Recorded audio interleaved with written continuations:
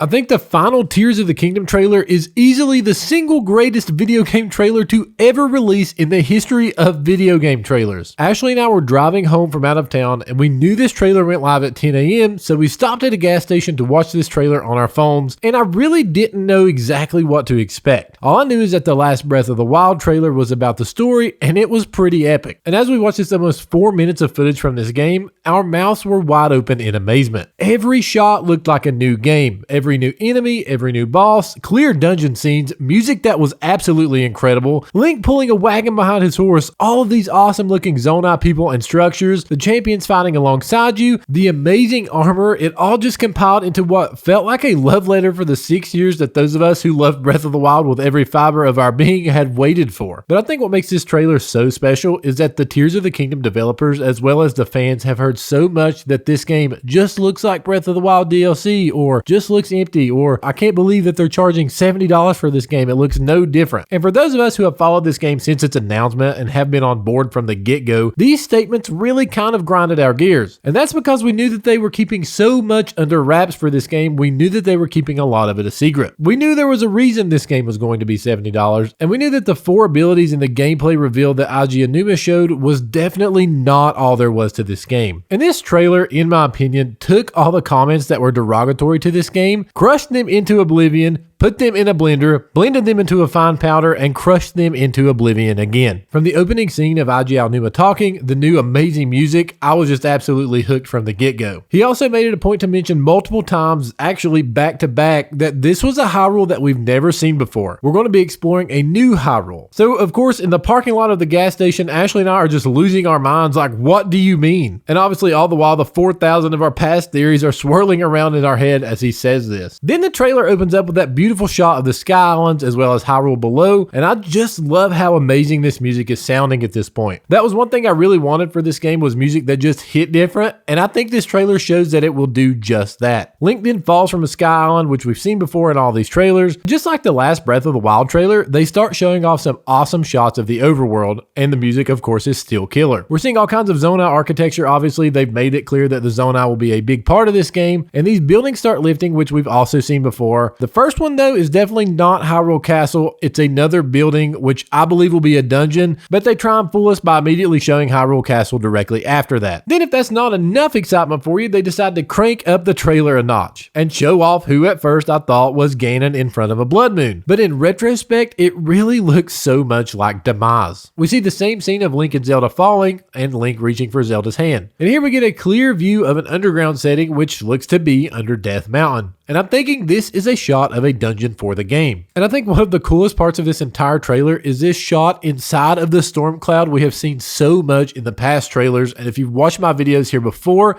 you'll know that I'm thinking this storm cloud is of huge significance for this game, since they always subtly show it off in super weird ways. And they even did that earlier in this trailer. And of course, I'm freaking totally out because I don't even realize it's inside the storm cloud until Ashley tells me later, because I'm just paying attention to this flying pirate ship that looks like the Flying Dutchman. But then they show Link on a Sky Island jumping into a huge water bubble to complete some sort of what looks to be a trial. And if that's not enough excitement, Link is now falling through lasers like Mission Impossible with a glider suit on. Link then completing what seems to be a puzzle in the ball Sky Island we've seen so much, and then him gliding through what looks like the labyrinths we had in Breath of the Wild, which are also shrouded in Zonai architecture even in Breath of the Wild. Would you get the complete set of the barbarian armor by completing all 3 of them? So it's very odd that they would show off this scene so subtly and quickly with no real significance to the rest of the trailer. It just kind of looks like he's paragliding through a labyrinth. Link then rides up from below here, and if you use the Sheikah language guide that someone has already graciously made for us,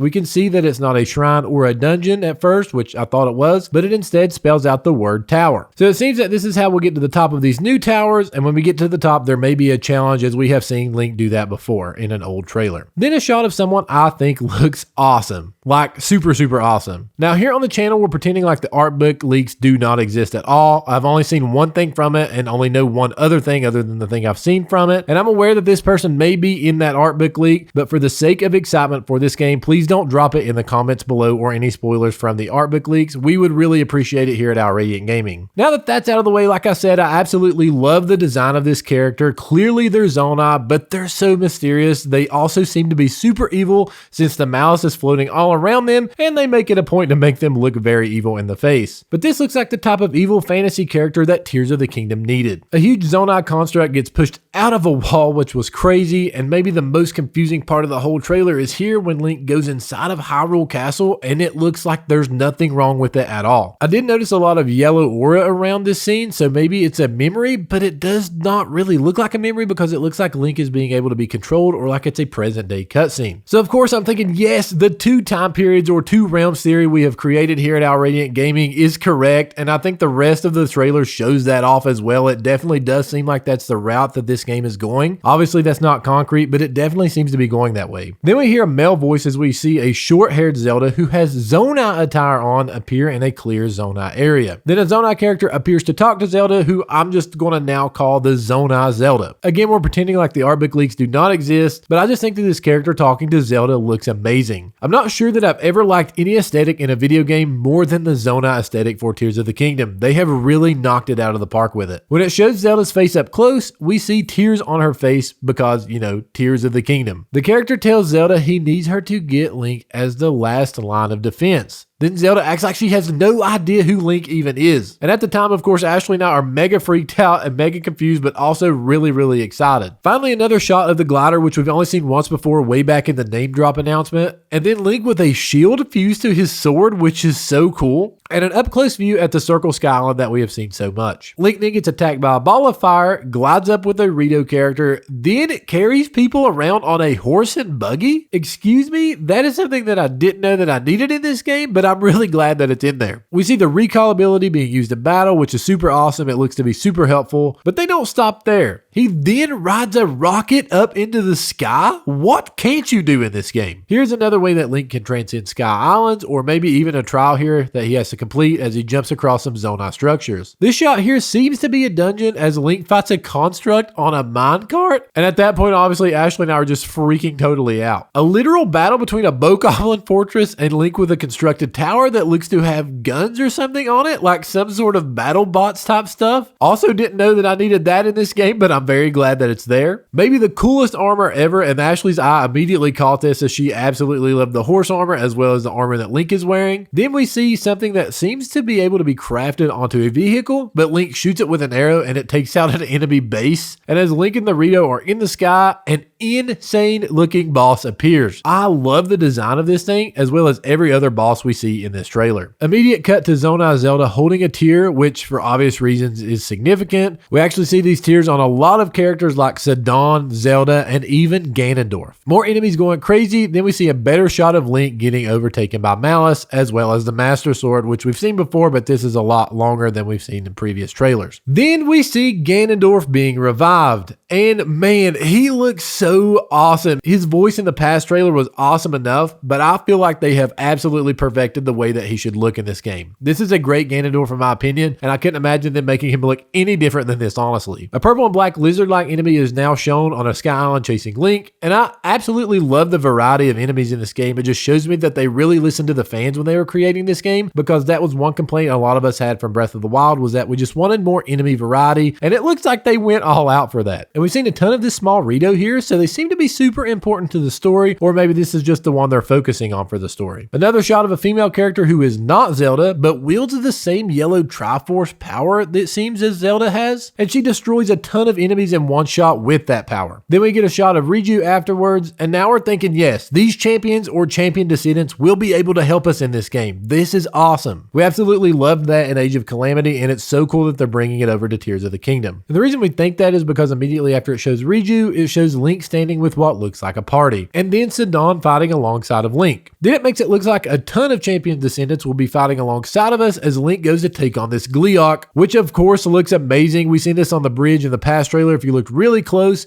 but seeing it face to face is wild. It gives you a feel of what these boss battles are going to be like. Another shot of Zonai Zelda, tears still on her face, but it doesn't seem like she's actually crying, but more like they're permanently tattooed there for some reason. We see more of the prophecy on the wall that we speculated about so much before, and I now can pretty much safely assume that this is a prophecy, not a past story, because it shows Ganondorf rising with his monsters, which it seems to be that he's doing that in this trailer and obviously Tears of the Kingdom. Zelda then says Link must find her. Then it plays a part of Zelda's lullaby. And at this point, the entire Legend of Zelda fanbase is just pretty much overwhelmed with the excitement as the trailer ends. And guys, I'm just going to say it. From a business standpoint, the Legend of Zelda team did not have to add all of this stuff into this game. They did not have to make it look so good, and I assume it obviously will be this good. But they did. And I think that speaks volumes not only about Nintendo, but especially for Eiji Aonuma as well as the rest of the Tears of the Kingdom developers' character. They know that they could have made just glorified Breath of the Wild DLC because they know that as a fan base we would have purchased it and probably loved it. But they didn't do just that. They spent 6 years crafting a game that looks to be everything we have expected from the sequel to the, in my opinion, greatest game ever made. And I'll be the first to say, I had my expectations through the roof for this game. I still do, but every expectation I had for it has been exceeded by far just looking at this last trailer as well as all the other trailers we have seen. The beauty of it all too is that we still don't know much about anything at all. As amazing as this game looks in these trailers, there is still so much to be discovered. They have kept room to discover what this game is all about, didn't spoil everything for it in these trailers, and that just captures the beauty of what made Breath of the Wild what it was, and why almost every single open world game that followed it seeked to recreate what it did. Just think back to your first experience playing Breath of the Wild. For me, it was jumping off the Great Plateau and just experiencing how big the world was. This was way before Ashley and I did any content creation, and we virtually went into this game blind. And because of that, it is in all seriousness my favorite video game of all time. And I love that they're keeping so much a secret for it while also giving us insane stuff like these trailers to be excited about. I think this is an incredible time to be a Nintendo fan. I mean, we just had the Mario movie blow every other animated film out of the water at the box office, while also being a love letter to every Mario fan out there. And then they go and drop a trailer as stunning as this on us. It's really an incredible time to be a Legend of Zelda fan as well, and it's awesome that in a world of 4K 60 FPS, Nintendo has been able to craft this masterpiece. And obviously kept the charm of what makes Nintendo, Nintendo, and really what makes a video game a video game. And I'm not saying that Nintendo should never upgrade their hardware. I hope the next console has awesome upgraded hardware, but more than upgraded hardware, I hope they just keep making video games as amazing as this one. That brings us all together, that we can all freak out over, and really just reminds us all of why we love video games so much in the first place. I do want to mention that the website does now show a few things when referring to the sky and land, and they basically tell us this game will start out in the Sky Islands, and we will have to use our abilities to get back to the surface. It also says that on the land, familiar locations have been dramatically transformed, with new towns, dank caves, and mysterious gaping chasms springing up across the world, all waiting to be explored. This game just keeps getting better and better. If you guys haven't checked out my other Tears of the Kingdom videos, be sure to check them out right here. Be on the lookout for an in-depth analysis of this trailer, as well as just tons of videos about this awesome game in the future. Be sure to subscribe so you don't miss any of those. Hit the like button if you like this video. You guys have an awesome day, and God bless.